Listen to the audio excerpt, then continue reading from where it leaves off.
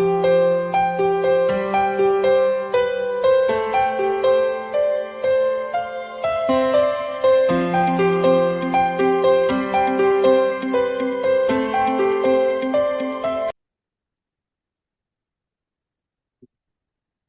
the previous talk, I was here discussing about the memory, right? जिसमें मैं ये कह रहा था कि जो ब्रेन है उसमें हिप्पोकैम्पस होता है which is involved in the memory where M1 receptors are there, right? And these M1 receptors are basically activated by acetylcholine which is going to be released from the hippocampal neurons. Hippocampus के अंदर जो neurons होते हैं वो जो acetylcholine release करते हैं वहां पे, वो इन M2 रिसेप्टर्स को एक्टिवेट करके तो क्या करती है, मेमोरी को रिटेन करती है। क्या करती है? Retain retains memory, right? So in this way, memory is being retained by acetylcholine by the M1 receptors. मतलब रिसेप्टर भी होना चाहिए वहाँ पे और न्यूरोट्रांसमीटर भी होना चाहिए, तो इस तरह ये जो है ना वो मेमोरी रिटेन होती है। अगर यहाँ पे कोई भी प्रॉब्लम हो जाए, अगर एसिटाइलकोलिन के लेवल कम हो जाए, ये M2 रिसेप्टर्स जो है वो ब्लॉक हो जाए, तो दोनों केसेस में क्या हो जाएगा, हमारी मेमोरी क्या हो जाएगी, रिड्यूस हो जाएगी। You will have to remember this point and keep in your mind. Okay, next we will start the sympathetic innervation or sympathetic nervous system, right? Okay, as people can see in this diagram, this is the uh, cranial portion of the brain, and as you people know that the sympathetic nervous system is basically going to be originated from thoracolumbar region। ये यहाँ पे आप लोगों को thoracolumbar region नजर आ रहा है, T1 से स्टार्ट होता है, ठीक है, और तकरीबन L3 तक ये जाता है, और वहाँ पे यहाँ सारी इनर्वेशन होती है, राइट। अब यहाँ पे सबसे पहले आप लोगों ने एक बात याद रखनी है कि यहाँ पर जो है ना एक चेन गैंग्लिया होता है। सबसे पहले जैसे ही न्यूरॉन स्पाइनल कॉर्ड से निकलते हैं, जैसे कि आप लोग इस डायग्राम में देख रहे हैं, as the neurons are going to be originated from the spinal cord. ये देखो, ये स्पाइनल कॉर्ड है, ये वाला, ये स्पाइनल कॉर्ड है, ठीक है, और यहाँ से आपको बताया कि न्यूरॉन निकल रहे हैं और ये सिम्पैथेटिक सिस्टम के न्यूरॉन। तो सबसे पहले एक गैंग्लिया में एंटर होते हैं सबसे पहले, जिसको चेन गैंग्लिया कहते हैं। ये देखो, जिसको मैं यहाँ पे ये बोल्ड कर रहा हूँ, देखो ये सारा चेन गैंग्लिया, तो क्या बोलते हैं, chain ganglia, which is not there in case of sympathetic nervous system. ये देखो यहाँ पे सिम्पैथेटिक नर्वस सिस्टम में ऐसा कोई चेन गैंग्लिया नहीं पाया जाता, राइट। लेकिन सिम्पैथेटिक सिस्टम में जैसे ही न्यूरॉन्स जो है वो निकलते हैं कहाँ से, स्पाइनल कॉर्ड से, तो सबसे पहले एंटर किस में, चेन गैंग्लिया में, फिर वहां से न्यूरॉन्स आगे निकलते हैं और फिर आगे वो जाके जो है ना वो कहीं पे गैंग्लिया बनाते हैं और ये सम टाइम डायरेक्ट चले जाते हैं किसमें, ऑर्गन के अंदर, ठीक है। तो अब हम यहाँ से स्टार्ट करते हैं। सबसे पहले आप लोग देख रहे हैं, ये देखो, ये आपको नजर आ रहा है T1 T2 T3 T4 T5 T6, right. अब सबसे पहले क्या होगा, T1 से न्यूरॉन निकलते हैं और एंटर होते हैं चेन गैंग्लिया में, ठीक है, किधर एंटर होते हैं, चेन गैंग्लिया में, और यहाँ से फिर ऊपर की तरफ जाते हैं, इधर ऐसे, इधर जाते हैं पहले, ठीक है, फिर उसके बाद ऊपर, फिर उसके बाद यहाँ से चेन गैंग्लिया के अंदर जाते हुए इधर पहुंच जाते हैं, ठीक हो गया। और आपको ये चेन गैंग्लिया में डिफरेंट गैंग्लिया नजर आ रहा है, जिस तरह ये नजर आ रहा है, ठीक है, फिर इस तरह एक ये और ये सारे चेन गैंग्लिया को क्यों कहते हैं, क्योंकि ये सारे गैंग्लिया जो है ना, ये जो चेन गैंग्लिया, ये सारे आपस में लिंक्ड है, सारे क्या आपस में लिंक्ड है, इसलिए इसको चेन गैंग्लिया बोलते हैं। ये देखो, ये यहाँ पे एक आप लोगों को नजर आ रहा है गैंग्लिया, फिर आपको दूसरा नजर आ रहा है, फिर आपको ये तीसरा नजर, ये देखो T1 से पहले निकल रहा है न्यूरॉन और वो फिर चेन गैंग्लिया में एंटर होता है, फिर वो अपने एडजेसेंट गैंग्लिया में जाता है, फिर इसके अंदर आता है एडजेसेंट, और फिर इस वाले एडजेसेंट में, राइट। ओके, तो ये जो सबसे पहले वाला आप लोगों को नजर आ रहा है गैंग्लिया, ये इसको क्या कहते हैं, सुपीरियर सर्विकल गैंग्लिया, इसका क्या नाम है, सुपीरियर सर्विकल गैंग्लिया। फिर जो दूसरे वाला ये जो आप लोगों को नजर आ रहा है, इसको हम क्या कहते हैं, मीडियल सर्विकल गैंग्लिया। और फिर ये तीसरे वाला जो है, इसको हम क्या कहते हैं, इंफीरियर सर्विकल गैंग्लिया। तो जब यहाँ पे सबसे पहले जो T1 से न्यूरॉन निकलता है और वो जाता है सबसे पहले आप लोगों के पास, सबसे पहले सुपीरियर सर्विकल गैंग्लिया में जाते हैं, ठीक है, फिर वहां से न्यूरॉन निकलते हैं। अच्छा, अब यहाँ पे वो साइनैप बनाते हैं पहले, यहाँ पे साइनैप बनती है, फिर यहाँ से न्यूरॉन निकलता है, ये देखो आपको नजर आ रहा है, ये एक ये निकल रहा है, फिर एक यहाँ इसके साथ अटैच हो जाता है और एक इधर आ जाता है, ये फिर ये जाए, मतलब फिर मैं आप लोगों को यहाँ पे नंबर से शो करूंगा, एक्चुअल में नंबर नहीं होता, सिर्फ आपको समझाने के लिए। जिस तरह एक ये न्यूरॉन जा रहा है, इधर फिर एक ये न्यूरॉन जा रहा है और एक ये न्यूरॉन है, ये तीन न्यूरॉन आपको नजर आ रहे हैं, ठीक है, ये नंबर नहीं आता, आपको समझाने के लिए। तो ये सबसे पहले निकलेगा कहाँ से, यहाँ से इधर जाएगा, फिर यहीं से इधर से कुछ पोर्शन इसके इधर चला जाएगा और फिर कुछ पोर्शन इधर चला जाएगा, और जो ये वाला नीचे जा रहा है ना, ये वाला ये और है, ये अभी आप लोगों ने इसको जेन से निकाल लेना, अभी एक साथ लेके नहीं, अभी एक निकल रहा है, ठीक है, यहाँ से, और वो इसके साथ अटैच होता है, फिर ये वाला इसके साथ, और फिर ये वाला इधर, राइट। ओके, अब ये जो सारा पहला जो सुपीरियर सर्विकल से निकल के इधर जा रहा है और फिर ये इधर जा रहा है, ये, और फिर ये जो नीचे आ रहा है ये इधर, ये पूरा जो आपको पता है ये नर्व का बंडल है ये पूरा। इस पूरे को हम क्या कहते हैं, कैरोटिड फ्लेक्सिस। मतलब ये वाला न्यूरॉन, ये वाला न्यूरॉन और ये वाला न्यूरॉन, इस इन तीनों को मिलाकर क्या कहते हैं, कैरोटिड फ्लेक्सिस। क्या है, कैरोटिड, कैरोटिड फ्लेक्सिस, ठीक है। अच्छा ओके, देखो सबसे पहले अब न्यूरॉन जाता है, यहाँ से निकलता है इधर, ये देखो ये आ रहा है, तो ये किधर जा रहा है, आई की तरफ, ठीक है। हम लोग ये पहले पढ़ चुके हैं ये बात कि आई में जो सिम्पैथेटिक सिस्टम है उसके अल्फा 1 रिसेप्टर, और वो कहाँ पर है, ये हम ऑलरेडी ये डिस्कशन कर चुके हैं, ये देखिए इस वाले डायग्राम, ये देखिए अल्फा वन रिसेप्टर, और है कहाँ पे डायलेटर मसल पे, ये वाले muscle, these are the dilator muscle, और यहाँ पे क्या है अल्फा वन रिसेप्टर्स। ठीक है, राइट। तो यहाँ पे आप लोग इस डायग्राम में भी देख सकते हैं। ठीक है, ये देखिए ये अल्फा वन रिसेप्टर आप लोग नजर आ रहे हैं ये। ठीक है, और ये जो डायलेटर मसल है यहाँ पे इसने लिखा हुआ रेडियल मसल। रेडियल मसल और डायलेटर मसल एक ही बात होती है। ये जो रेडियल मसल है और जो डायलेटर मसल हमने पीछे पढ़ा वो एक ही बात है। रेडियल, और you will can say that dilator, dilator, dilator muscle और रेडियल मसल एक बात है। ओके, यहाँ सिंथेटिक न्यूरॉन है तो वो यहाँ पे नॉर एपिनेफ्रिन रिलीज करेगा। Nor epinephrine alpha one receptor को एक्टिवेट करेगी। अल्फा वन रिसेप्टर क्या करवा देंगे, कॉन्ट्रैक्शन ऑफ डायलेटर और रेडियल मसल। तो जिससे क्या होगा, जैसे कि आपको नीचे डायग्राम में नजर आ रहा है, as the arrow is indicating, तो प्यूपल का साइज बढ़ जाएगा। देखो पहले ये छोटा था, यहाँ इतना था सिर्फ, अब ये बढ़ गया यहाँ इतना हो। ठीक है, उसके बाद अच्छा, अब ये जो मिड्रियासिस होता है इसमें, पैरासिम्पथेटिक में क्या होता है मायोसिस, यहाँ पे क्या होगा मिड्रियासिस। ठीक है, और contraction of radial muscle pupil dilates, इस वाले में देखते हैं, contraction of radial muscle and pupil dilates, जैसा कि इसमें नजर आ रहा है। और प्यूपल डायलेट्स होने को क्या कहते हैं, मिड्रियासिस, क्या कहते हैं, मिड्रियासिस। ओके, अब इधर आ जाते हैं हम लोग लेंस वाली साइड पे, जो कि अकोमोडेशन के लिए। यहाँ पे मैंने आपको बताया था सिलरी मसल, जो सिलियरस होता है उसके ऊपर बीटा टू रिसेप्टर होते हैं, और वो बीटा टू रिसेप्टर जैसे कि हम इस वाले डायग्राम में भी देख सकते हैं। ये देखिए, अब ये सिम्पथेटिक सिस्टम के बीटा टू रिसेप्टर है यहाँ पे। ठीक है, और इसमें क्या होता है कि जब भी अगर आप इस वाले डायग्राम में भी देखें, ठीक है, तो ये जब बीटा टू रिसेप्टर एक्टिवेट होंगे तो ये ऐसे मूव करेगा। ठीक है, दोनों साइडों से, और इधर भी ऐसे मूव करेगा ये।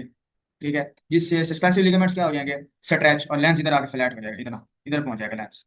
ठीक है, और ये जो लिगामेंट्स है ये जो है ना वो स्ट्रेच हो जाएगी। ठीक है, और हमारी अकोमोडेशन किसके लिए हो जाएगी, फॉर वीएन के लिए, वो will be accommodated for VN as you can see here in this diagram.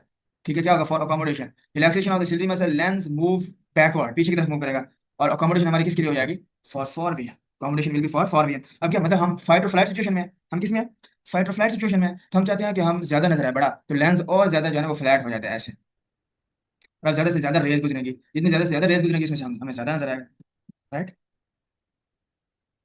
सो ये था जो एक न्यूरॉन निकला जो आई की तरफ जा रहा है, आई पे ये इफेक्ट देगा। फिर उसके बाद ये एक न्यूरॉन आपको नजर आ रहा है इधर, जो किधर जा रहा है, ग्लैंड्स की तरफ। कौन कौन से ग्लैंड्स, स्लाइवरी ग्लैंड्स। ठीक है, उसके बाद लैक्रिमल ग्लैंड्स। ठीक है, सब सब लिंगुअल, सब मैंडिबुलर, पैरोटिड, ये सब इधर भी न्यूरॉन जा रहा है। अच्छा, अब यहाँ पे क्या होगा, और से सुना है, जब हम पैरासिम्पथेटिक, सॉरी, जब हम सिम्पथेटिक सिस्टम में होते हैं ना, जब हम सिम्पथेटिक सिस्टम, सिम्पथेटिक सिस्टम, तो ये जो ग्लैंड्स है आपको पता है, जो भी ग्लैंड सेक्रीशन बनाते हैं ना अपनी, वो ब्लड के थ्रू बनती है। और जो वो ब्लड वेसल्स हैं जो कि हर इधर ग्लैंड को आ रही है, इसको भी जाहिर सी बात है कोई ना कोई ब्लड वेसल आ रही होगी, इसको भी। ठीक है, ये जो सब लिंगुअल ग्लैंड है इनको भी ब्लड सप्लाई आ रही है। ठीक है, ये जो सब मैंडिबुलर ग्लैंड है इनको भी कोई ना कोई ब्लड सप्लाई आ रही है, जिसके थ्रू ये अपनी सेक्रीशन बनाती है। और इन की जो ब्लड वेसल है वहाँ पे अल्फा वन रिसेप्टर्स है, ग्लैंड के ऊपर नहीं है alpha one, you people have to remember this concept. Glands के ऊपर नहीं है अल्फा वन रिसेप्टर, ये किधर है, जो ग्लैंड्स की ब्लड वेसल्स हैं उनके ऊपर है ये अल्फा वन रिसेप्टर। ठीक हो गया। और जब ये एक्टिवेट होती है यहाँ पे कौन सा न्यूरोट्रांसमीटर रिलीज होगा, नॉरएपिनेफ्रिन। और वो नॉरएपिनेफ्रिन क्या करेंगी, अल्फा वन रिसेप्टर को एक्टिवेट करके इन वाले ब्लड वेसल को कंस्ट्रिक्ट करवा देगी, क्योंकि आपको पता है alpha one receptor GQ system से लेकर वहाँ पे कंट्रैक्शन करवाएं ब्लड वेसल के ऊपर। ठीक है, और वहाँ पे ब्लड सप्लाई कम हो जाएगी, जिससे क्या होगा, जो म्यूकस प्रोडक्शन है, क्योंकि ये सारे ग्लैंड म्यूकस ही बनाते हैं एक्सक्रीशन, तो इनकी जो प्रोडक्शन होती है ना वो थिक हो जाती है, क्यों, क्योंकि वहाँ पे ब्लड सप्लाई कम होगी, क्योंकि ब्लड वेसल कंस्ट्रिक्ट कर गई। ठीक है, और इससे क्या होगा, थिक सिक्रेशन बनेगी, मतलब गाढ़ी सिक्रेशन, क्यों, क्योंकि वाटर की सप्लाई कम हो गई, बाकी सारी चीजें आयंस की रिडक्शन हो गई है, क्योंकि ब्लड वेसल क्या हो गया कंस्ट्रिक्ट। फॉर एग्जांपल पहले ब्लड वेसल ऐसे थी ना, ऐसे नॉर्मल, तो अब अल्फा टू रिसेप्टर की वजह से ऐसे हो जाएंगे, क्यों, क्योंकि ये कॉन्ट्रैक्ट हो गए अल्फा वन रिसेप्टर, इस वजह से अल्फा वन रिसेप्टर, तो सप्लाई कम हो जाएगी, सारी सिक्रेशन ठीक होने शुरू। और ये जो ग्लैंड्स इट सेल्फ है, इनके ऊपर होते हैं बीटा टू रिसेप्टर, इनके ऊपर क्या होते हैं, बीटा टू रिसेप्टर। आपको बीटा टू रिसेप्टर आपको पता है, जब स्मूथ मसल पे होंगे ना तो वो रिलैक्सेशन करवाते हैं, रिलैक्सेशन। देखो मसल खुद क्या हो जाएगा, रिलैक्स, और जो उसकी सप्लाई है वो कम हो जाएगी। एक तो कॉन्ट्रैक्शन नहीं होगी क्योंकि बीटा टू रिसेप्टर ग्लैंड्स के ऊपर, इट्स वेरी इंपॉर्टेंट, ग्लैंड्स के ऊपर क्या है, बीटा टू रिसेप्टर, और जो उनके ब्लड वेसल है उनके ऊपर अल्फा वन है। एक तो सप्लाई नहीं आ रही, ऊपर से ग्लैंड रिलैक्स, तो इसका यहाँ से साबित क्या हुआ कि जो सिम्पथेटिक सिस्टम होता है उसमें हमारे सारे सिक्रीशंस क्या आते हैं, प्रोड्यूस हुए, रिड्यूस सिक्रीशंस। एक तो जो है वो ग्लैंड्स कॉन्ट्रैक्ट नहीं कर रहे, ऊपर से उनकी जो प्रोडक्शन है किसकी, सिक्रीशन की, वो भी कम हो रही है, और जो म्यूकस बनता है थोड़ा बहुत वो ठीक होता है, क्योंकि वहाँ पे वाटर नहीं है, वहाँ पे आयंस नहीं है, वहाँ पे इलेक्ट्रोलाइट्स नहीं है, वहाँ पे सोडियम नहीं है, वहाँ पे कैल्शियम नहीं है, वहाँ पे एंजाइम्स नहीं है, जो कि ब्लड के थ्रू आते हैं, क्योंकि ब्लड के थ्रू कम क्यों आ रही है, क्योंकि वैसे कॉन्ट्रैक्ट कॉन्ट्रैक्ट का ये कंस्ट्रक्टेड फॉर्म में है। ठीक हो गया। तो सिंथेटिक सिस्टम में आपने देखा भी होगा, जब हम किसी टेंशन में होते हैं, जब हम फाइट और फ्लाइट सिचुएशन होती है, हमारी सिग्रेशन रिड्यूस हो जाती है, क्योंकि ग्लैंड्स कॉन्ट्रैक्ट नहीं कर रहे होते हैं और ब्लड वेसल भी क्या हो जाती है, कॉन्ट्रैक्ट कर रहे हैं, राइट। फिर यहाँ से ये वाले न्यूरॉन्स निकल रहे हैं, ठीक है, ये भी इधर ही आ रहे हैं यहाँ पे ग्लैंड्स की तरफ, सेम स्टोरी यहाँ पे भी। ठीक हो गया। ओके। तो ये जो प्लेक्सिस है, ये जो कैरोटिड प्लेक्सिस है, ये किस किस को सप्लाई कर रहा है? आइज को, ये देखो आइज को सप्लाई हो रहा है, ये कैरोटिड प्लेक्सिस जो न्यूरॉन निकल रहे हैं वो लैक्रिमल ग्लैंड्स की तरफ जा रहे हैं, और वो जो सिलाइवरी ग्लैंड है उनकी तरफ जा रहे हैं, ये कैरोटिड ग्लैंड्स है जो न्यूरॉन, राइट। ओके, अब नेक्स्ट, अब क्या होगा? अब फिर उसके बाद नेक्स्ट, ये जो आप लोगों को नजर आ रहा है ना, सुपीरियर सर्विकल गैंग्लिया, यहाँ से एक न्यूरॉन निकलता है जो कि आप लोगों को नजर आ रहा है ये नीचे, फिर उसके बाद मिडल सर्विकल गैंग्लिया से एक न्यूरॉन निकलता है वो, फिर उसके बाद इंफीरियर सर्विकल गैंग्लिया से एक न्यूरॉन निकलता है, और ये तीनों आपस में मिल जाते हैं, ये तीनों आपस में मिल जाते हैं और डिफरेंट प्लेक्सिस बनाती है, ये तीनों मिल जाते हैं। जो न्यूरॉन निकल रहे हैं कहाँ से? सुपीरियर सर्विकल गैंग्लिया से जो निकल रहे हैं, ठीक है, और जो कहाँ से निकल रहे हैं, मीडियल सर्विकल गैंग्लिया से और इंफीरियर सर्विकल गैंग्लिया से जो न्यूरॉन निकल रहे हैं, ये तीनों, ये वाला न्यूरॉन, ये वाला न्यूरॉन और ये वाला न्यूरॉन, ये तीनों इकट्ठे हो जाते हैं, ठीक है, और ये डिफरेंट प्लेक्सिस बनाते हैं। एक प्लेक्सिस आप लोगों को ये नजर आ रहा है, ये जो किधर जा रहा है, हार्ट की तरफ, जिसको कार्डियक प्लेक्सिस कहते हैं, जिसको क्या कहते हैं, कार्डियक प्लेक्सिस। ठीक है, फिर उसके बाद यहीं से एक और प्लेक्सिस निकल रहा है जिसको आप क्या कहते हैं, पल्मोनरी प्लेक्सिस, क्या कहते हैं, पल्मोनरी प्लेक्सिस। तो ये निकल कहाँ से रहा है? ये medial, sorry, superior, medial and inferior cervical ganglia से निकल रहा है, ठीक है। और ये कार्डियक प्लेक्सिस बनाता है और पल्मोनरी प्लेक्सिस बनाता है, और एक और भी होता है, एक ये है और एक ये है, ठीक है, एक और भी होता है तीसरा, इसको क्या बोलते हैं, एसोफिजियल, एसोफिजियल प्लेक्सस, यहाँ पे शो नहीं होगा। एसोफिजियल प्लेक्सस वो किसको जाता है, एसोफेगस को, वो भी इधर से निकलता है यहाँ से, वो किधर जाता है, एसोफेगस को, ठीक है, और उसकी सिक्रीशन को भी क्या करिए, एसोफेगस है, और उसकी सिक्रीशन को वो क्या कर देता है, कम कर देता है। तो अब रिसेप्टर कौन से होते हैं, beta two receptor, beta two receptor जब भी स्मूथ मसल पे होंगे तो वो रिलैक्सेशन में होंगे, राइट। तो अब यहाँ पे जो कार्डिक प्लेक्सस है ये किधर किधर जाता है, ये ये जाता है,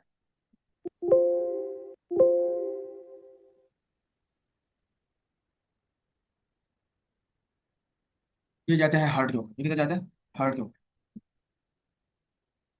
ठीक है।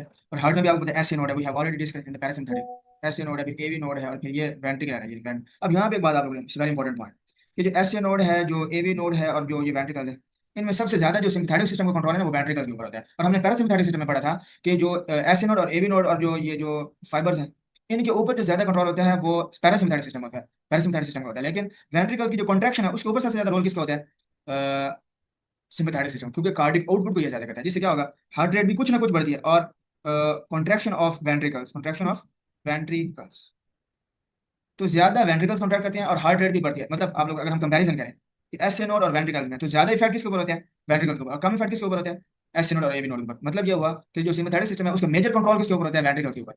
तो वेंट्रिकुलर कॉन्ट्रैक्शन भी बढ़ती है, क्या होता है, वेंट्रिकुलर कॉन्ट्रैक्शन भी बढ़ती है, और हार्ट रेट भी बढ़ती है, और कंडक्शन भी बढ़ती है। तो क्या मतलब है, जिससे आपका स्ट्रोक वॉल्यूम भी बढ़ जाएगा, ठीक है, आपकी कार्डिक आउटपुट भी क्या हो जाएगी, इंक्रीज।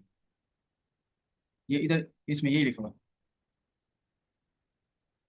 ठीक है, ऐसे note increase the heart rate and contraction of the ventricle, जिससे क्या होगा, स्ट्रोक वॉल्यूम भी बढ़ जाएगा, कार्डिक आउटपुट भी इंक्रीज हो जाएगी।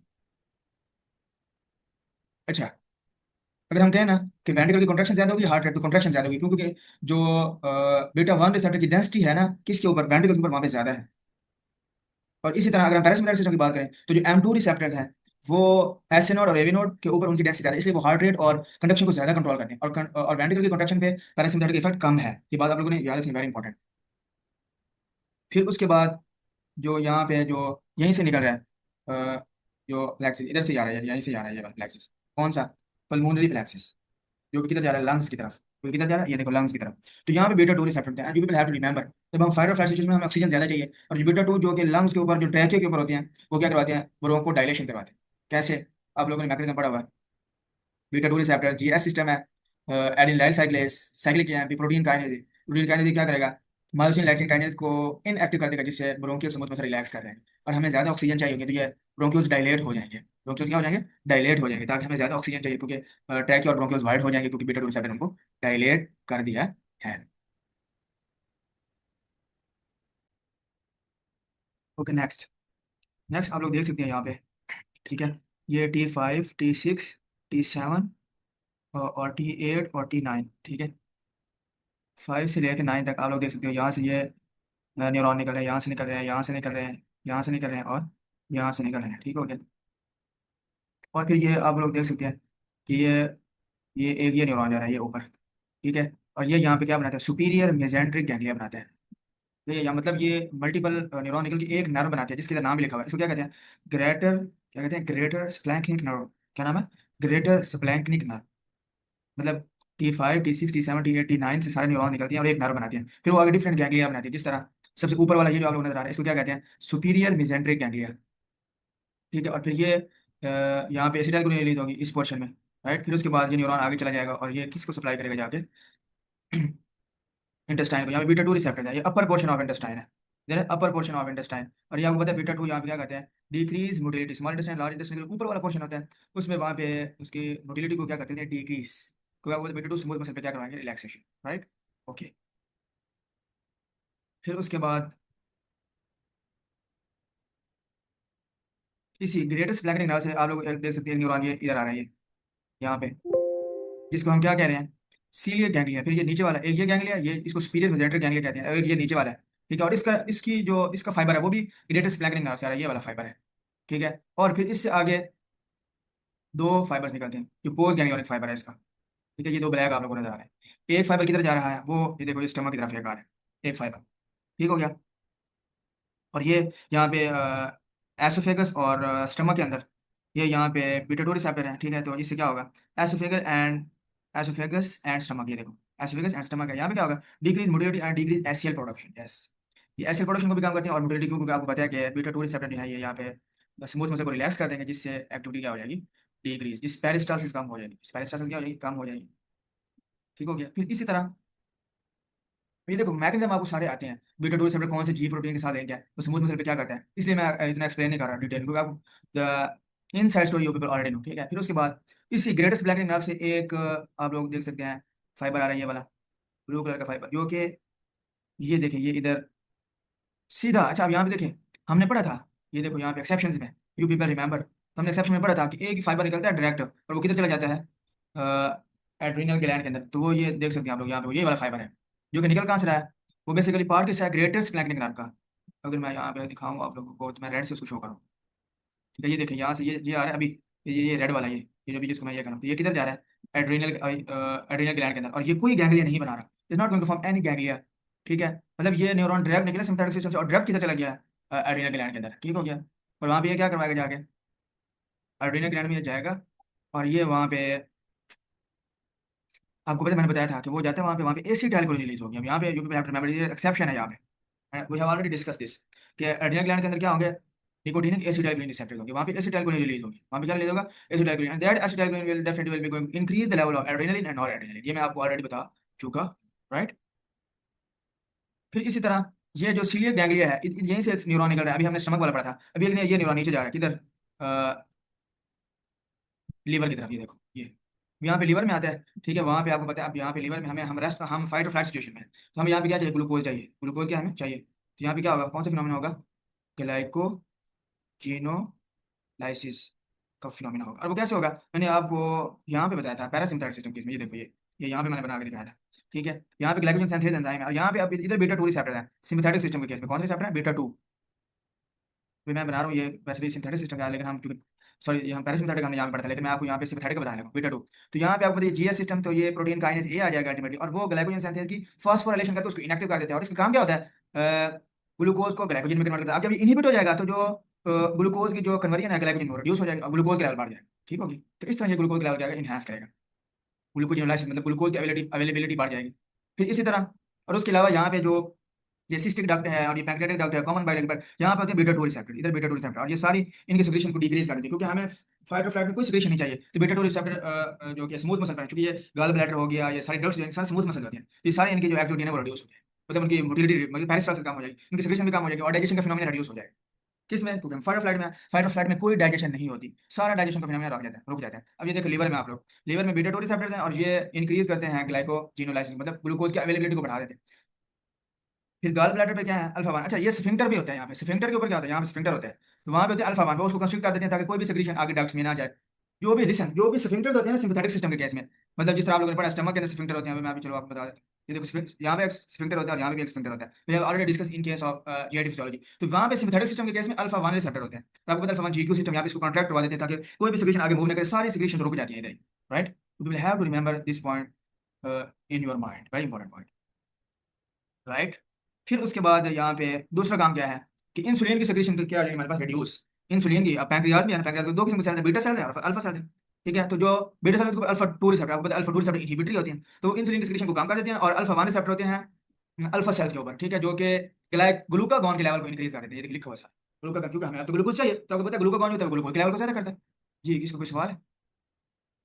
ओके, कोई क्वेश्चन नहीं। ग्लूकागॉन का लेवल ज्यादा होता है, हमें पता है ग्लूकागॉन का लेवल ज्यादा होना चाहिए सिंथेटिक सिस्टम में, बिकॉज वो ग्लूकोज, आपको पता है जो ग्लूकागॉन होता है वो ग्लूकोज की अवेलेबिलिटी को बढ़ाता है। ठीक है, अब आपको मैकेनिज्म मानने चाहिए। अल्फा टू रिसेप्टर आपको पता है इनहिबिटरी है, तो ये इंसुलिन रिलीज को काम कर देगा। अल्फा वन जो है ये जीक्यू सिस्टम से लिंक है, तो स्टिमुलेटरी सिस्टम के थ्रू ग्लूकागॉन के लेवल को बढ़ा देगा। Underline mechanism you people already know. अगर किसी को कोई नहीं समझ आता तो वो मेरे से पूछ सकते हैं, I will tell you people. ठीक है, फिर उसके बाद नेक्स्ट, तो ये अभी तक ये सारा हमने क्या पढ़ा, ग्रेटर स्प्लैंक्निक नर्व से जो न्यूरॉन निकल रहे थे, कुछ न्यूरॉन निकल रहे थे वो सुपीरियर मेसेंट्रिक गैंग्लिया बना रहे थे। ठीक है, कुछ सीलियर गैंग्लिया बना रहे थे, कुछ डायरेक्टली जा रहे थे किधर, एड्रेनल मेडुला के अंदर, which is the exception, which is the exception. फिर उसके बाद एक और है, ये T9 T10 और T11, यहाँ से न्यूरॉन निकल रहे हैं। ये देखो ये देखिए ये, और ये एक नर्व बनाते हैं जिसको हम क्या कहते हैं, लेसर स्प्लैंक्निक नर्व। ठीक है, और ये लेसर स्प्लैंक्निक नर्व जाती किधर है, हम लोग डायग्राम दे सकते हैं। ये देखो ये इसका रास्ता है, ये यहाँ से आ रही है ये। ठीक है, और ये जाती किधर है, किडनी के अंदर, और यहाँ पे गैंग्लिया बनाती है जिसको क्या कहते हैं, अयोटिक रेनल गैंग्लिया। इसको क्या नाम है, अयोटिक रेनल गैंग्लिया। और ये क्या करवाता है, यहाँ पे नॉरेपेनेफ्रिन, वहाँ पे बीटा टू रिसेप्टर होते हैं, और वो बीटा टू रिसेप्टर कहाँ होते हैं, किडनी के अंदर होते हैं सेल्स, स्पेशल किस्म के सेल्स होते हैं किडनी के अंदर। You people have to remember and you people have to remember the receptor, which receptor is involved. यहाँ पे क्या होता है, जक्स्ट्रा ग्लोमेरुलर सेल्स, क्या होते हैं, जक्स्ट्रा ग्लोमेरुलर सेल्स। तो वहां से इंक्रीज करवाते हैं किसकी प्रोडक्शन को, रेनिन की, क्योंकि सिम्पैथेटिक सिस्टम के केस में ब्लड प्रेशर ज्यादा होता है, और रेनिन जो होता है वो ब्लड प्रेशर को ज्यादा करता है। You will have to keep in mind this concept, renin. Renin sympathetic system के केस में रिलीज होता है, और उसको रिलीज कौन करता है, बीटा वन रिसेप्टर। और ये बीटा वन रिसेप्टर किस चीज को एक्टिवेट करते हैं, जुक्स्ट्राग्लोमेरुलर सेल्स को, जो कि किडनी के अंदर होते हैं, और वो फिर वो जो जुक्स्ट्राग्लोमेरुलर सेल्स होती हैं वो रेनिन को रिलीज करवाते हैं। और फिर रेनिन क्या करवाता है, इंक्रीज ब्लड प्रेशर। कैसे, पूरा मैकेनिज्म है कि वो angiotensin, renin angiotensin aldosterone ADH system के थ्रू ब्लड प्रेशर को क्या करता है ज्यादा, क्योंकि आपको पता है सिम्पैथेटिक सिस्टम के केस में हमारा ब्लड प्रेशर ज्यादा होता है। Increase blood pressure, increase blood pressure, right. यहाँ पे ब्लड प्रेशर इनहांस हो जाएगा। और ये कौन करेगा, किडनी करेगा। उधर देखो हार्ट से भी बीटा, हार्ट पे भी बीटा वन रिसेप्टर है, किडनी के ऊपर भी बीटा वन रिसेप्टर है, दोनों मिलकर क्या करते हैं, ब्लड प्रेशर को ज्यादा करते हैं। रेनन हार्मोन है या एंजाइम भी इसको समटाइम्स कहते हैं, ये हम बाद में डिस्कस करेंगे। तो ये क्या करवाता है, ये भी ब्लड प्रेशर को ज्यादा करवाता है। और जो आपने हमने अभी पढ़ा था इन द प्रीवियस डिस्कशन कि यहाँ पे भी बीटा वन रिसेप्टर है, और वो भी क्या करते हैं, कार्डियक कॉन्ट्रैक्टिलिटी, कार्डियक को ज्यादा करते हैं। मतलब क्या हुआ, सिंपैथेटिक सिस्टम के केस में ब्लड प्रेशर बढ़ जाता है बाय दीज टू मैकेनिज्म्स। ठीक है, फिर उसके अलावा जो रेनल आर्टरी होती है, रेनल आर्टरी, ये देखो रेनल आर्टरी, ये देखो आप देख सकते हैं, यहाँ पे होते हैं अल्फा वन रिसेप्टर, और वो उसको कंस्ट्रिक्ट करवा देते हैं ताकि यूरिन प्रोडक्शन कम हो जाए। और you people have to remember sympathetic system के केस में यूरिन प्रोडक्शन कम हो जाती है, कंस्ट्रिक्ट। कल देखो सिंपैथेटिक सिस्टम के केस में in the previous talk we talk about M3 receptor are going to increase the renal blood flow by renal artery by vasodilation of this renal artery or by dilating this renal artery। ये मतलब ये वाली वैसे dilate हो जाएगी। तो यहाँ पे उलट है, यहाँ पे कॉन्ट्रैक्ट हो जाती है। यहाँ पे कौन सा रिसेप्टर, अल्फा वन रिसेप्टर, इससे क्या होगी, कॉन्ट्रैक्शन। और जो अमाउंट है ब्लड की, क्योंकि ब्लड के थ्रू यूरिन बनता है, तो जब ब्लड की अमाउंट कम हो जाएगी ना, तो यहाँ पे यूरिन की प्रोडक्शन भी कम हो जाएगी।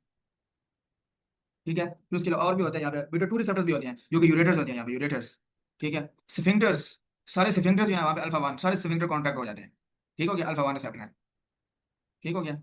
और बीटा टू रिसेप्टर की तरह होती है स्मूथ मसल की, ताकि रिलैक्स हो जाए, और जो यूरेटर्स जो कि यूरिन को लेके जाते हैं ब्लैडर में, उसकी आगे कंट्रैक्शन कम हो जाए ताकि यूरिन आगे सप्लाई भी कम हो जाए, तो सारा फिनोमिना कम हो जाता है। ब्लड प्रेशर किडनी कंट्रोल करता है रेनन के थ्रू, और जो यूरिन की प्रोडक्शन है वो रिड्यूस हो जाती है by reducing the blood flow towards the kidney. Right, तो ये जो सारा फिनोमिना है, ये कौन कंट्रोल कराता है, लेसर स्प्लैंक्निक नर्व। ये देखो जो कि कहाँ से निकल रही है, जो कि T9 T10 और T11 से निकल रही है। ये क्या तैयारी है, अयोर्टिक रेनल गैंग्लिया बनाती है, क्या बनाती है, अयोर्टिक रेनल गैंग्लिया, जो कि फिर आगे जाके ब्लड प्रेशर को ज्यादा करता है। बीटा वन रिसेप्टर के थ्रू यूरिन प्रोडक्शन को काम करता है by constricting the renal artery by alpha one receptor. और जो यूरेटर की जो मूवमेंट है वो बीटा टू रिसेप्टर्स के थ्रू, क्योंकि वो आपको पता है बीटा टू स्मूथ मसल के ऊपर डायलेशन करवा। Right, okay, next is the as you can see here, this is lumbar region, right, L1 L2 L3, right। तो यहाँ से भी आपको पता न्यूरॉन निकलेंगे, आप लोग देख सकते हैं, ये देखिए ये देखिए ये। ठीक है, तो ये अब किधर किधर जा रहे हैं, नीचे, और ये यहाँ पे एक नर्व बनाते हैं जिसको हम क्या कहते हैं, लंबर स्प्लैंक्निक नर्व, इसका क्या नाम है, लंबर। और फिर ये आप लोग देख सकते हैं कि ये इधर आ रही है इधर, ठीक है, और फिर ये गैंग्लिया बना रही है इधर, देखो ये देखो, इसको क्या कहते हैं, इंफीरियर मेसेंट्रिक गैंग्लिया। और ये किसको सप्लाई कर रहा है, lower portion of the intestine, right. और जो स्फिंक्टर होते हैं वहाँ पे अल्फा 1 रिसेप्टर को उसको कॉन्ट्रैक्ट करके रखते हैं, because in the sympathetic system we don't want defecation. And in case of beta 2 receptors, there is decrease in the peristalsis because of these beta 2 receptor, as these beta receptors are lying on the smooth muscle of the lower portion of the intestine. So that's why this decreases the peristaltic movement or contraction of the lower portion of the rectum and related part. So in this way, it decreases the phenomena of defecation by two mechanisms: by decreasing the contraction, by strongly contracting the anal sphincter by alpha 1 receptors, right? Okay, फिर इसी तरह लंबस प्लैंक्निक nerve से एक और यहाँ से neuron निकलता है जो कि एक और गैंग्लिया बनाता है, जिसको हम क्या कहते हैं, सुपीरियर हाइपोगैस्ट्रिक गैंग्लिया। ये देख रहा नीचे वाला, क्या कहते हैं, सुपीरियर हाइपोगैस्ट्रिक गैंग्लिया, राइट। अच्छा, अब ये किस चीज को सप्लाई कर रहा है, ये आपके ब्लैडर को सप्लाई कर रहा है, ठीक है। ब्लैडर पे it is said that beta 2 receptor भी कह सकते हैं, बीटा 3 रिसेप्टर्स भी कह सकते हैं, दोनों अब बताएंगे जी क्यू सेम ही है, लेकिन मेजरली बीटा 3 रिसेप्टर्स की जो है वो डेंसिटी होती है, दोनों होती है, लेकिन मेजर किसकी है, बीटा 3 की। आपको पता है in case of sympathetic system we don't want urination, तो ये आपको बताया मैंने पैरासिम्पैथेटिक में बताया था कि यहाँ पे जो इसका ये ट्राइगोन होता है, हम इसको रिलैक्स करते हैं ताकि ज़्यादा अकोमोडेट करें यूरिन को। और अल्फा 1 होती है यहाँ पे स्फिंक्टर पे, ठीक है, जो इसको कॉन्ट्रैक्ट करवा के रखते हैं ताकि यूरिनेशन ना हो। तो आपको पता है अल्फा 1 जीक्यू सिस्टम के साथ लिंक होंगे, और ये ऊपर वाले जी एस सिस्टम के साथ लिंक होंगे। तो आपको पता है स्मूथ मसल के ऊपर जब बीटा 2 रिसेप्टर होंगे तो वो रिलैक्स करवाएंगे किसको, ब्लैडर के वॉल्स को। या डायफ्राम मसल है, देखो देखिए आप लोग, लिखा हुआ है diaphragm muscle relax sphincter contract to accommodate the urine and to prevent the urination by alpha 1 receptors, right.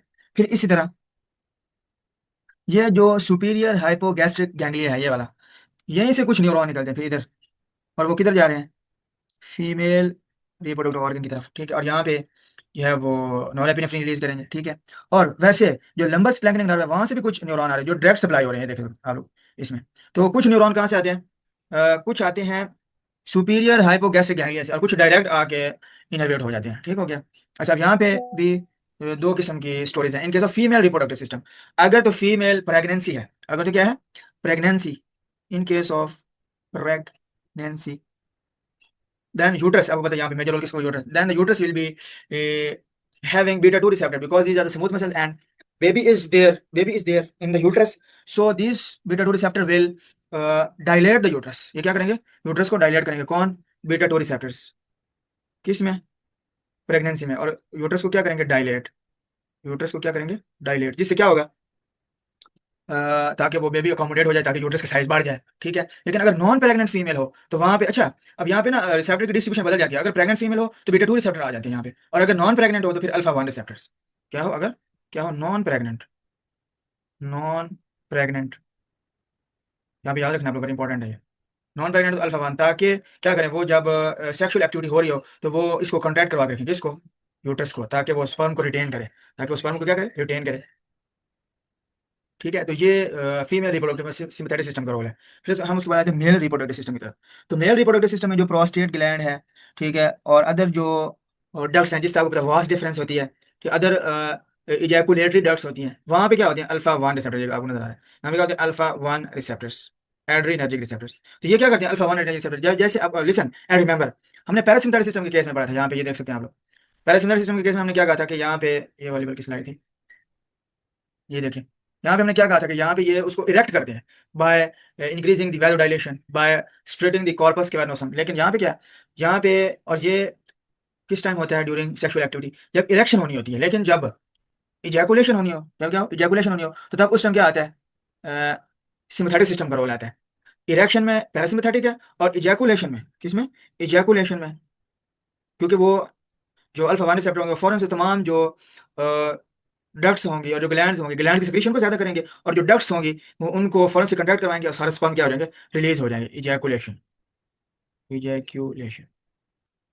तो लिसन एंड रिमेंबर, ठीक है, यहाँ पे जो भी अंदर इजैकुलेटरी डक्ट्स होंगे वहाँ पे क्या होंगे, अल्फा 1 एड्रेनर्जिक रिसेप्टर। तो जैसे इजैकुलेशन होनी होती है तो सिम्पैथेटिक बर्स्ट आता है जो सारे स्पर्म को क्या करवा देता है, then sperm will be released from here, right. So this is the effect of synthetic system on the gonadal organs. फिर उसके बाद ये यहाँ पे आप लोग नीचे, यहाँ पे इस डायग्राम में देख सकते हैं, ये नीचे यहाँ पे आप लोग देखो, ये है, ये हेयर है, ये देख सकते हैं आप लोग, ये हेयर है, ठीक है। और यहाँ पे ये देख सकते हैं आप, ये है पाइलो इरेक्टर मसल, इसको क्या बोलते हैं? पाइलो इरेक्टर मसल, ये वाला, ये लिंक है किसके साथ? हेयर के साथ लिंक है। और यहाँ पे क्या होते हैं? Alpha 1 receptors. यहाँ पे क्या होते हैं? अल्फा 1। तो आपको पता है, जब हम किसी स्ट्रेस में हो, किसी इमोशनल स्टेट में हो, तो क्या होता है? हमारे जो बॉडी के हेयर होते हैं वो स्ट्रेट हो जाते हैं, जिसको क्या बोलते हैं? गूज बम्प्स। ये देखो लिखा हुआ है, erector Pillai muscle cause contraction and goose bumps. वही फिर गूज बम्प्स का क्या मतलब है?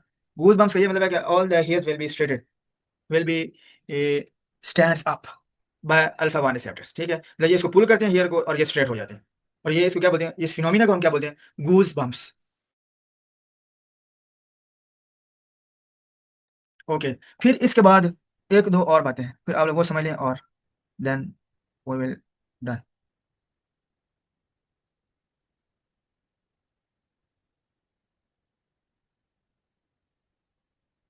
नेक्स्ट स्लाइड पे आ जाते हैं हम लोग। ठीक है, we are discussing the again we are discussing the synthetic system, right? अच्छा, जो होते हैं ना हमारे फैट सेल, फॉर एग्जांपल ये फैट सेल्स हैं। ठीक है, फैट्स, एडिपोसाइट्स जिनको कहते हैं। क्या कहते हैं? Fat cells. यहाँ पे क्या होते हैं और इनको क्या बोलते हैं? एडिपोसाइट्स। एडिपोसाइट्स। एडिपोसाइट्स पे आप लोगों ने याद रखना है, बीटा 3 रिसेप्टर्स होते हैं। कौन से होते हैं? Beta 3 receptors. For example if I am going to make it bigger this, ऐसा तो आपको पता है ये जी एस सिस्टम के साथ लेंगे। आपको पता है पी के ए का लेवल बढ़ेगा, मैं सारा यहाँ डिटेल नहीं बताऊंगा। पी के क्या करते हैं? यहाँ पे एक एंजाइम होता है, उसको हम क्या कहते हैं? Lipase enzyme. लाइपेज वो क्या करता है? सारे लिपिड्स की ब्रेक डाउन कर देता है। क्या करता है? Lipids break down. Break down. ठीक हो गया? तो याद रखना आप लोगों ने कि जब सिंपैथेटिक सिस्टम एक्टिवेट होता है तो एडिपोसाइट्स के ऊपर बीटा 3 रिसेप्टर होते हैं, वो क्या करवाते हैं? लिपिड्स ब्रेक डाउन, और we can say that lipolysis. और हम क्या कह सकते हैं? लिपोलाइसिस। Lipolysis, right? ये एक पॉइंट हो गया। फिर उसके बाद एक और पॉइंट क्या है? आपको पता है अल्फा 2 रिसेप्टर्स,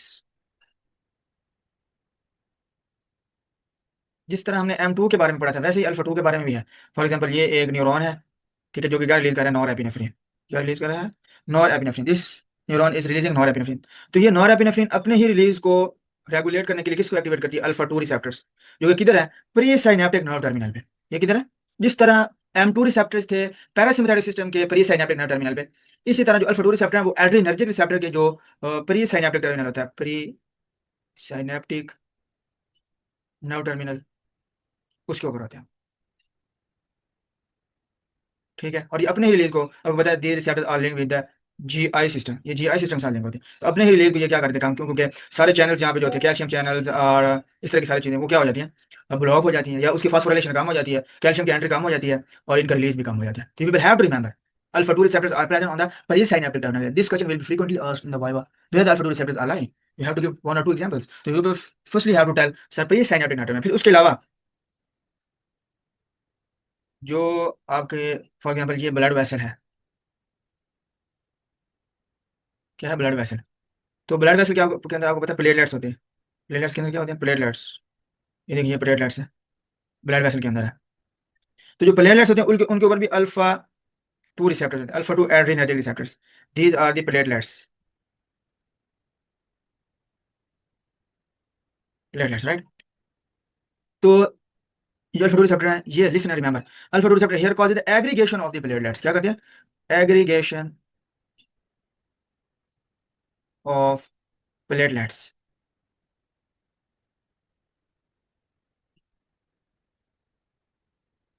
राइट? कैसे? कि ये जो अल्फा 2 रिसेप्टर्स है, ये यहाँ पे, अब यहाँ पे एक बड़ा इंपॉर्टेंट पॉइंट है। आप लोगों ने देखा था अभी मेजोरिटी केसेस में, जब कैल्शियम का लेवल बढ़ता है ना, कैल्शियम का लेवल, तो सारी चीजें एक्साइट होती हैं, कॉन्ट्रैक्शन होती है, रिलीज होते हैं। ठीक है, स्मूथ मसल कॉन्ट्रैक्ट करते हैं, ठीक है, स्केलेटल मसल भी कॉन्ट्रैक्ट कर रहे होती हैं, कैल्शियम का लेवल बढ़ता है जब। लेकिन कुछ जगह पे क्या होता है, जब कैल्शियम का लेवल बढ़ता है ना, बढ़ता है, तो वहां पे क्या होता है? प्लेटलेट एग्रीगेशन कम होती है जब कैल्शियम का लेवल बढ़ता है। और इधर रिलेट करना है आप लोग, यहाँ पे उलट है। जब क्या होता है? जब कैल्शियम का लेवल बढ़ता है तो प्लेटलेट एग्रीगेशन क्या होती है? कम। लेकिन जब कैल्शियम का लेवल कम होता है तो प्लेटलेट एग्रीगेशन बढ़ जाती है।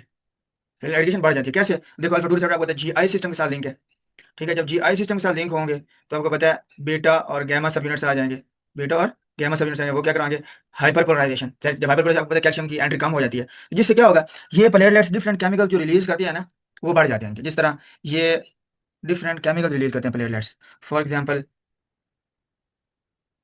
एक प्रोस्टाग्लैंडिन होता है, उसको हम कहते हैं thromboxane A two, TXA2, thromboxane A two. फिर उसके अलावा एक और चीज़ ये रिलीज करते हैं प्लेटलेट, उसको कहते हैं सीरोटोनिन, सीरोटोनिन। ये भी रिलीज करते हैं कौन? प्लेटलेट्स। कब ये रिलीज करते हैं? जब इनकी एग्रीगेशन होनी होती है। मतलब ये जो केमिकल्स मैं लिख रहा हूँ ना, ये TXA2, सीरोटोनिन, फिर उसके अलावा एक और ADP भी रिलीज करते हैं, ADP। ये कब रिलीज करते हैं? जब ये एग्रीगेट होते हैं। मतलब एक प्लेटलेट ये रिलीज करता है, फिर ये दूसरे प्लेटलेट की तरफ जाता है, भाई come here for the aggregation. तो ये जो अल्फा 2 रिसेप्टर है, जब सिम्पैथेटिक सिस्टम एक्टिवेट होता है ना, तो it said that platelets undergo the phenomena of aggregation by increasing the level of these chemical mediators like thromboxane A2, serotonin और ADP। ठीक है, तो आप लोगों ने याद रखना है अल्फा 2 रिसेप्टर्स कहाँ पर है? प्लेटलेट्स के ऊपर। अल्फा 2 रिसेप्टर कहाँ पर है? प्री सिनेप्टिक नर्व टर्मिनल पे। अल्फा 2 रिसेप्टर्स कहाँ पर है? पैंक्रियाज के ऊपर। तो you people have to remember. अब आप लोगों को पता लग गया है मेजोरिटी चीजें कि कहाँ कौन कौन से रिसेप्टर्स किधर है। ज्यादा स्फिंक्टर्स पे अल्फा 1 रिसेप्टर्स है, राइट। फिर उसके अलावा एक और नेक्स्ट पॉइंट क्या है? आपको पता है कि जो हमारे स्केलेटल मसल्स हैं, ये मैं बोन बना रहा हूँ, ये बोन है, ठीक है। तो आपको पता है ये इसके साथ जो होते हैं वो स्केलेटल मसल के साथ लिंक होती है। क्या होते हैं? क्योंकि आपको पता है जो मसल बोन से अटैच है वो स्केलेटल मसल होते हैं, स्केलेटल मसल्स, ये skeletal muscle for them।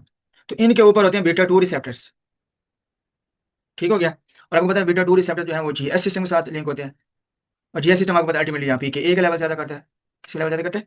PKA के लेवल। तो जो PKA होता है, ये आपको पता है हमने स्केलेटल मसल की कॉन्ट्रैक्शन के मैकेनिज्म में पढ़ा था कि वहाँ पे कैल्शियम का रोल होता है। तो ये PKA ना कैल्शियम चैनल्स को एक्टिवेट कर लेता है। किसको?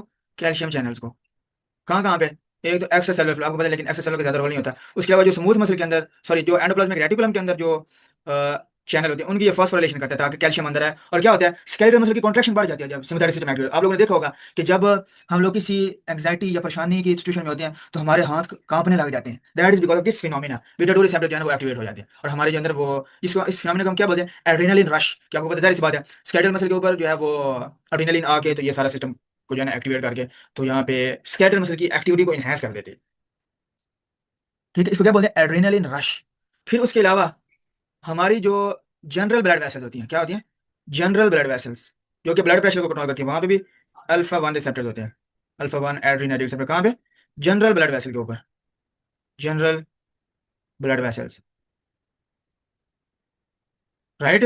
तो यहाँ पे ये जब एक्टिवेट होते हैं, जब ब्लड वेसल के ऊपर फ्लो आता है सिम्पैथेटिक सिस्टम का, तो ये क्या करवाते हैं? कॉन्ट्रैक्शन, जिससे ब्लड प्रेशर बढ़ता है। अल्फा 1 रिसेप्टर कहाँ पे है? जनरल ब्लड वेसल पे, जो ब्लड प्रेशर को कंट्रोल करती है। तो वहां पे भी क्या है? Alpha 1 adrenaline receptor are going to cause the contraction, right.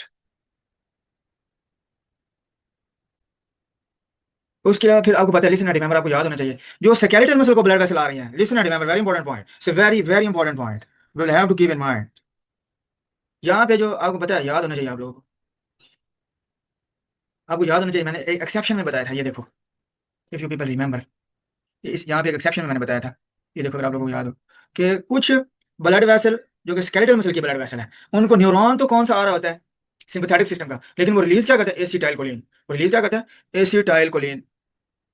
तो यहाँ पे न्यूरॉन रिलीज क्या करेगा? एसिटाइलकोलिन। जो कि सिंपैथेटिक न्यूरॉन आ रहा होगा ना इधर से, सिंपैथेटिक न्यूरॉन जो यहाँ पे आ रहा होगा, वो क्या रिलीज करेगा? Acetylcholine, ACH। और आप लोगों ने ये बात याद रखनी है कि एसिटाइलकोलिन जो है, जो स्केलेटल मसल की ब्लड वेसल होती है, वहां पे जो है उन पे M3 रिसेप्टर्स होते हैं, M3 रिसेप्टर्स। और उसको डायलेट करवाती, तो क्या करवाती है? डायलेट, ताकि स्केलेटल मसल की तरफ ज्यादा फ्लो आए और वहाँ पे आयंस भी फिर ज्यादा आएंगे। जैसे बात है, ब्लड के अंदर क्या होता है? Calcium ion. जब कैल्शियम आयन ज्यादा आएंगे स्केलेटल मसल की तरफ, तो कैल्शियम आयंस की वजह से स्केलेटल मसल की कॉन्ट्रैक्शन बढ़ जाएगी। क्यों? क्योंकि आप लोग इस टाइम फाइट और फ्लाइट सिचुएशन में है। इस टाइम आप लोग क्या है? फाइट और फ्लाइट सिचुएशन में है। हमें ज्यादा कैल्शियम चाहिए ताकि ज्यादा स्केलेटल मसल, क्योंकि आपको if you people will be followed by a lion, तो आपको स्केलेटल मसल की मूवमेंट चाहिए, क्योंकि आपने भागना है। तो आपको ज्यादा कैल्शियम चाहिए ताकि स्केलेटल मसल ज्यादा कॉन्ट्रैक्ट करें, ज्यादा तेजी के साथ मूव करें। तो आपको ज्यादा से ज्यादा कैल्शियम चाहिए, क्योंकि ब्लड वेसल डायलेट कर जाएंगे। ठीक है। और उसके अलावा यहाँ पे कुछ ना कुछ बीटा 2 रिसेप्टर्स भी होते हैं, जो कि नॉर एपिनेफ्रिन के थ्रू, जो कि नॉर एपिनेफ्रिन के थ्रू भी इन स्केलेटल, देखो स्केलेटल मसल खुद एक अलग चीज है, उसकी जो ब्लड सप्लाई वो अलग चीज है। तो दोनों को सपोर्ट हो रही है। जो बीटा 2 रिसेप्टर होंगे मसल के ऊपर, वो तो कैल्शियम को इनहांस करवा के कॉन्ट्रैक्शन करवाएंगे, लेकिन जो ब्लड वेसल के ऊपर होंगे वो कैल्शियम की अवेलेबिलिटी को बढ़ा के और कॉन्ट्रैक्शन करवाएंगे, ताकि because we are in the crisis situation, right. Okay, so this is all about the sympathetic outflow और सिंपैथेटिक सिस्टम।